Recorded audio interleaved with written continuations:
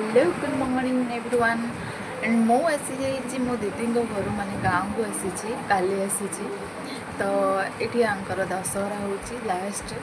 तो विभिन्न प्रकार पारंपरिक सब हम तो मुझे आपण को देखी आज भी भसाणी भी अच्छी तो आगू को कौन हम मुझे निश्चिंत देखी तो मुझे बर्तमान उठिली 8टा बाजी मैं उठिली तो इच्छा भी हो ना उठापी सो कौन करवा पूजा तो अच्छी आज से तो जल्दी गाइस देखु ये आम रोसे कर नाच नाच कौन करू कौन आखिर मैं घसीटा पारे तो आखि एटा सिमेटी तो सेंदी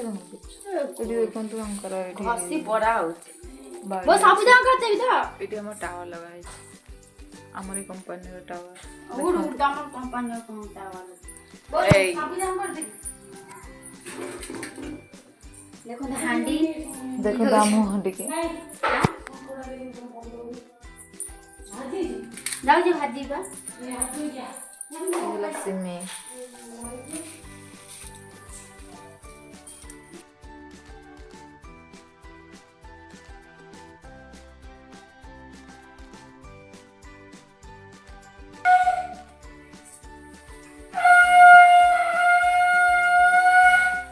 भाजिला बेले तो ये एते पतला कौन आंच सिमे सोमपाम्पुड़ी भलिया देखा होचे जो गुआ घी कड़े नहीं तबे तते दे पके दे काई मु तेल पके देछि एटा तो कहले से गोल गोल तते की पका आज रेसिपी हम सिमे बनाऊ जंदे मिस बने मते रे सिखे दो तो सिंदे के रे बनैथिलु तो आप को भाजी पारे ना मु तो के भाजे ना बहुत तरह भाजे तारा किन्नी तरह भाजी के जान ठीक है जा तो वर्तमान गाइस तो पिठा गढ़ा होची तो मत तो पिठा आसे नहीं तो मु ट्राई करूची फर्स्ट टाइम तो देखुची केमती पिठाटा गोल होची बट गोल तो होनी तो मो भौणी मते सिखौचन एमती करू सेमती करू फिर भी मते करवा को तो पड़ तो भाइयों भौणी माने एठी हमर मैडम काकरा तयारी करछंती जो तो होची देख बोलूं ओ मार हां तो काई जो फोन करबा हाय कर दे हाय हाय त मोर तो लाज मारू पहिले मते नाच मारुचे जानो दिके दादू कहले नहीं भांगी के नहीं चुली बा आको चिन्नी नु आको चिन्नी ये बोला अंकल जी ना ना बनी ये नो हला आकाश में जो चला हां आका बजले हला ना ये बनना हां बनी वाला तो बोल न थोड़ा बहुत के करेगा हला पकड़े जो मां से जो कर अंकल तो जिम की फोटो मापर 16 आरो सत्ता आपो जी एगला 5 मिनिट रे देखो तो मु पिठा करछ गाइस करंजी पिठा करंजी पिठा बंकड़ बड़ा भलो पिठा सेटा को मोड़ी देजो एटा हला असली पिठा एटा नकली पिठा एटा मु बनैछि एटा मो दीदी बनैछि तो वर्तमान आम रेडी हो गलु जावाई पूर्ण आरती देखा तो सो तो चलतु आरती अपन देखिए तो ये महाराणी आमर एते लेट हेलो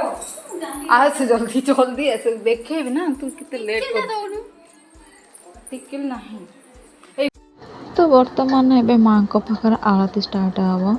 तो किसी लोग आसी आउ किसी लोग आसती तो आम अपेक्षा कर आरती स्टार्ट हम बोलिकी तो देखा चलते आरती केमती होची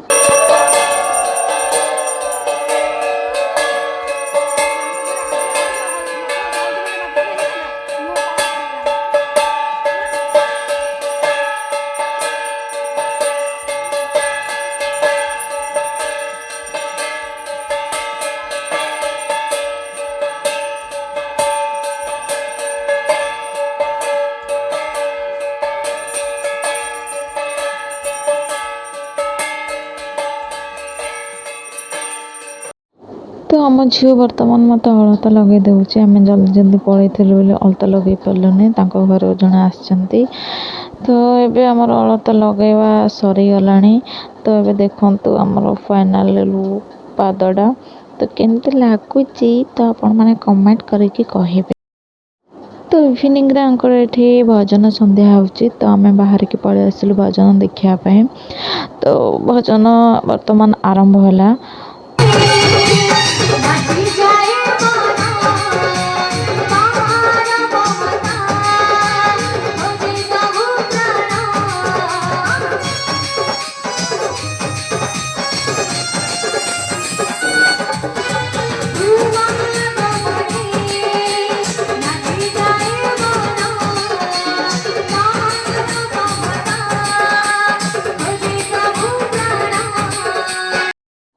ତ ବର୍ତ୍ତମାନ ଏବେ ଭସାଣି ଷ୍ଟାର୍ଟ ହେଇଗଲାଣି,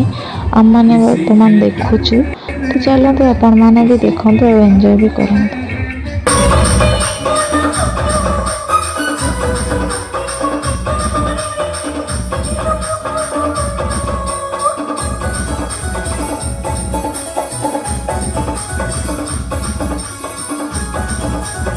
Your body,